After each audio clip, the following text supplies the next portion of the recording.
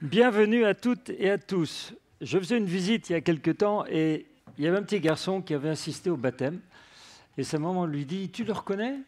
En parlant de moi. Il dit « Oui, oui, c'est le monsieur qui trempe les gens dans l'eau, tout habillé. » C'est quand même un peu plus que ça le baptême. Mais c'est probablement ce qui peut interpeller au prime abord les enfants. Et c'était assez logique et j'ai dit oui, oui. Alors quand je le vois, il dit tu me reconnais, tu me reconnais. Alors maintenant je baptise plus tellement ici, mais quelle joie d'être ensemble et de pouvoir parler du baptême. Et puis ces témoignages sont tellement magnifiques qu'en fait en eux-mêmes ils comportent tout ce qu'on pourrait dire sur le baptême. J'ai donc mis quelques slides concernant le baptême. Et on va pouvoir regarder ensemble, en fait, que le baptême, comme l'a dit Thomas, c'est un engagement, et comme l'a dit Cécile, Thomas, il a dit c'est un témoignage, et Cécile, elle a dit c'est un engagement. C'est autour de ça que je vais essayer d'expliquer le baptême. Et j'ai un texte qui se trouve, on va lire deux textes dans le Nouveau Testament là-dessus. Dans Actes chapitre 26 au verset 15, c'est la conversion de l'apôtre Paul.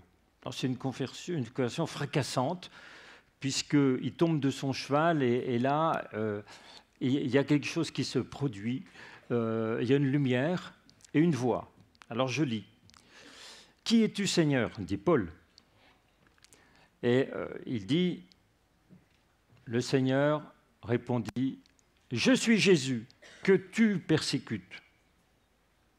Mais lève-toi, tiens-toi sur tes pieds, car je te suis apparu pour t'établir ministre et témoin des choses que tu as vues et de celles pour lesquelles je t'apparaîtrai. Je t'ai choisi du milieu de ce peuple et du milieu des païens, vers qui je t'envoie, afin que tu leur ouvres les yeux, et on va expliquer un petit peu ce que ça veut dire, ouvrir les yeux sur Dieu, pour qu'il y ait un effet, lequel, qui passe des ténèbres à la lumière, de la puissance de Satan à Dieu, et pour qu'ils reçoivent par la foi en moi le pardon des péchés et l'héritage avec les sanctifiés. Quel programme extraordinaire, vous voyez. Quand on devient chrétien, on est libéré des ténèbres, libéré de Satan, on passe d'un royaume à un autre et on a un héritage. Et puis le deuxième texte, toujours concernant Paul, « Aussitôt il tomba de ses yeux comme des écailles et il recouvra la vue, parce qu'il était devenu aveugle avec cette luminosité, et se levant, il fut baptisé. Ayant mangé, il reprit des forces. » Donc, comme on le voit dans ce texte, la première chose, le baptême, c'est à la fois un témoignage, j'ai cru, j'ouvre les yeux, vous voyez, mais ça ne suffit pas. Ça ne suffit pas de croire, ça ne suffit pas de savoir. Il y a le deuxième, c'est l'engagement. Et l'engagement par le baptême sauve personne, en fait, c'est un engagement de témoignage public, comme on va le voir. Alors, je voudrais parler déjà de l'ouverture de nos yeux. Acte 26, 18 dit « Afin que tu leur ouvres les yeux ». Je ne sais pas si, comme moi, avec l'actualité mouvementée mondiale actuelle, vous regardez des chaînes d'information continue, comme BFM, CNews, LCI, France Info. En tout cas, avec mon épouse, on regarde et puis, tout d'un coup, quand ça va vraiment, vraiment être intéressant, vous mettez l'eau à la bouche et maintenant on va parler mais une petite page de pub. Et voilà, qu'est-ce qu'on apprend? C'est que la voiture que tu as, elle est pourrie. En fait, il y a meilleur que cette voiture que tu as. Mais avant, on ouvre tes yeux. Le but, c'est que tu ouvres les yeux, tu as une voiture en gros nulle, mais quand au bout d'une heure, alors on passe, maintenant je passe sur l'autre. Elle me dit non, ça ne marche pas. L'autre, il fait la même chose en même temps.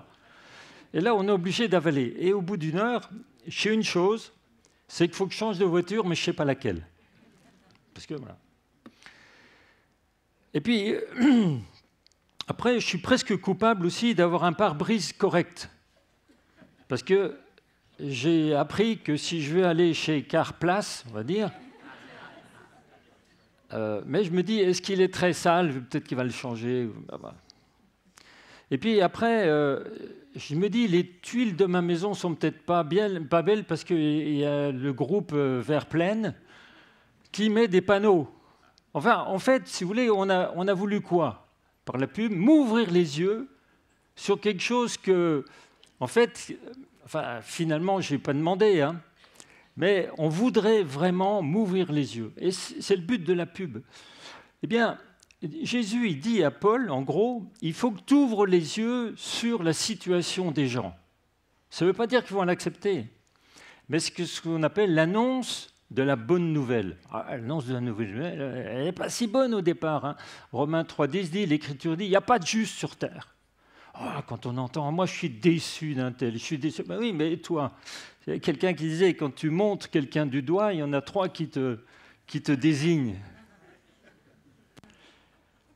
Et, en fait, il n'y a pas de juste, mais moi non plus, je ne suis pas juste. Et ça, quelque part, c'est choquant. Mais ce que se dit la Bible. Mais la Bible ne t'amène pas sur une constatation sans réponse, parce que dans 1 Jean 2,1, il est dit, si quelqu'un a péché, donc tu n'es pas juste, je ne suis pas juste, on a tous péché, on est OK. Mais on a un avocat auprès du Père, Jésus-Christ, le juste. Et c'est ça la bonne nouvelle. C'est que, moi, Dieu, ça ne m'intéresse pas. Mais à un moment donné, je me pose quand même des questions. Il y avait une enquête dans un journal sur les Français qui prient. Et je me trouvais à l'inauguration du terrain de boule de notre village, avec le maire, et puis il y avait la députée, le patron de la citadelle qui était le maire d'à côté, et puis un conseiller départemental. Et je leur dis, alors on ne sait pas quoi se dire, hein. Mais vous faites quoi? Vous faites quoi? Moi, je suis pasteur. Ah bon, ouais. Mais je dis, vous savez que les gens, ils prient. Hein? Il me dit, oui, je vais vous dire, il y a une enquête sur tel journal qui dit que les gens prient beaucoup, mais en l'air. Alors, il appelle l'autre, puis il dit, viens voir. Il dit des choses intéressantes. Et je me suis retrouvé avec les 3 élus autour de moi à leur enseigner qu'on peut prier Jésus-Christ, et ce n'est pas en l'air, vous voyez. Donc nous, on a une bonne nouvelle. On n'y pense pas, mais c'est bien de le savoir. Vous voyez, ça ne suffit pas néanmoins de le savoir. Donc derrière ça, il y a l'engagement. Et là, on le trouve très bien dans 2 passages. L'engagement, c'est de recevoir Jésus dans ma vie. Recevoir Jésus dans ma vie, de quoi tu parles? La première personne qui m'a parlé de Jésus, c'était en fac. Elle m'a dit, c'est une ancienne copine du lycée, elle m'a dit, j'ai rencontré Jésus. Là, franchement, je me suis dit, je la connais, bon, elle est en fac de médecine,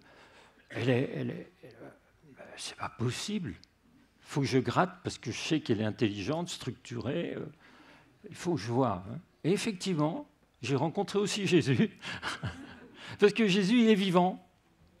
Et il frappe à la porte de ton cœur et de mon cœur et il dit, ouais, je peux te rencontrer, ouais. Mais si tu crois, c'est une chose, mais tu peux te convertir, c'est-à-dire me recevoir. Et me recevoir, c'est dans ton cœur. Et c'est ça qui est extraordinaire, vous voyez. Le baptême, ce n'est pas je reçois Jésus, c'est je me fais baptiser publiquement parce que j'ai reçu Jésus. Jésus n'est pas visible, mais il peut se rendre visible. Mais pas de problème. Et je vais te donner l'occasion, d'ici quelques minutes, de faire cette expérience par une prière personnelle, parce que moi, on me l'a fait, pourquoi je ne te la ferai pas? Et donc, c'est ça, tu peux rencontrer Jésus, c'est extraordinaire. Ça, c'est le premier engagement, de faire la prière qui nous permet de dire à Jésus, bah oui, écoute, moi, je voudrais bien aussi voir si finalement tout ça, c'est que pour les autres. Non, mais c'est si simple. Parce que Jésus, il prend un petit enfant et dit, si vous ne revenez pas comme un petit enfant. Alors tu vas dire, moi je ressors mon train électrique. Enfin pour moi. Non, ça ne veut pas dire ça. Ça veut dire que si je considère qu'il y a un bug, il y a quelque chose que je ne comprends pas, et je pense qu'on est tous réalistes, on voit bien que ça ne tourne pas rond, hein, je peux quand même, moi, me tourner vers ce qu'on m'invite de faire, c'est-à-dire vers un Dieu, mais qui n'est pas en l'air, qui n'est pas dans le panthéisme, qui n'est pas dans le cosmologique, dans le cosmos, mais qui est réel et qui est venu sur Terre, qui s'appelle Jésus, qui est ressuscité 3 jours après sa mort, et qui dit à chacune et à chacun, veux-tu m'accepter comme ton sauveur, comme mon sauveur, ton sauveur dans ta vie. Vous voyez, ça c'est du concret. C'est le premier engagement. Ce que je vais te proposer, c'est formidable de pouvoir si facilement faire les choses.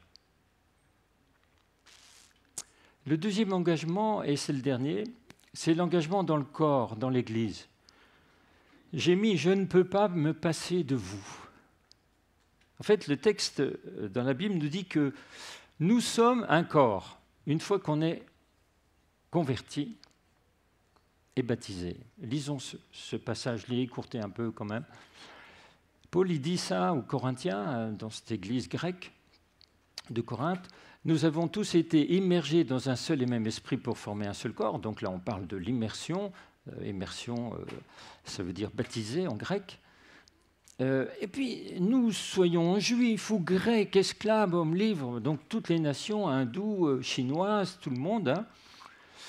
C'est de seul et même esprit que nous sommes tous abreuvés et imprégnés. Donc, c'est pour nous tous. Et il n'y a pas d'exception, il n'y a pas de chouchou. Un corps n'est pas composé d'un membre unique, mais de plusieurs. Et si le tout est constitué d'organes identiques, ce ne serait pas un corps. Hein. Bon, voilà, les organes sont nombreux. J'ai une main, j'ai un œil, j'ai une oreille. Ils forment un corps. Et il dit, c'est pourquoi l'œil ne saurait dire à la main, je n'ai pas besoin de toi, ni la tête aux pieds. Je peux fort bien me passer de vous. Eh bien, quand on se fait baptiser, on est intégré dans l'Église, qu'on appelle le corps de Christ, hein, l'Église. Et à partir de ce moment-là, eh bien, on interagit avec les autres. Et on ne peut pas se passer les uns des autres. Voyez. Donc, le but de Christ, c'est 1, que nous soyons sauvés, 2, que nous soyons dans sa famille. C'est formidable, non ? Je ne sais pas, c'est pas mal. Hein non, quelqu'un ici? Enfin bon, il me semble que c'est pas mal. C'est pas mal. Le christianisme, c'est bon. C'est très positif. Ça apporte une plus-value. Hein, moi, j'étais dans le commerce. Je sais qu'une plus-value. Hein, il y a le prix de revient, puis il fait une petite plus-value. Eh ben, moi, dans ta vie, il peut y avoir mais même, il peut y avoir une rencontre. C'est absolument fabuleux. Alors, en conclusion, je dirais comme Jésus a dit à Paul, maintenant, qu'est-ce que tu tardes? Qu'est-ce que tu tardes? Lève-toi, sois baptisé, lavé de tes péchés, en invoquant le nom du Seigneur Jésus. Alors, c'est ce que je vais vous proposer de faire, parce que je crois que c'est la meilleure décision de notre vie, d'avoir fait ça. Il y en a qui regrettent? Non, non, de toute façon, là... Ne levez pas la main. Hein. Me soutenir un peu, là. Alors, moi, je vais proposer de prendre cette décision personnelle. Alors, je vous propose qu'on se lève et ceux qui le désirent, qui n'ont pas encore pris l'engagement envers Jésus, je ne parle même pas du baptême, hein, c'est-à-dire Jésus vient dans ma vie, je te propose de faire cette toute simple prière maintenant à Dieu. C'est tout simple. Je propose de dire ceci. J'ai perdu tant d'années à faire d'autres choses et à négliger ma relation avec toi, mon Dieu. Je me rends compte maintenant que j'aurais pu éviter un grand nombre de douleurs, ainsi qu'un grand nombre d'inquiétudes, si j'avais fait ce que je vais faire maintenant. Je désire maintenant te demander, mon Dieu, d'intégrer ma vie, de venir dans mon cœur de laver mes péchés et de devenir mon sauveur. Amen. Que Dieu vous bénisse.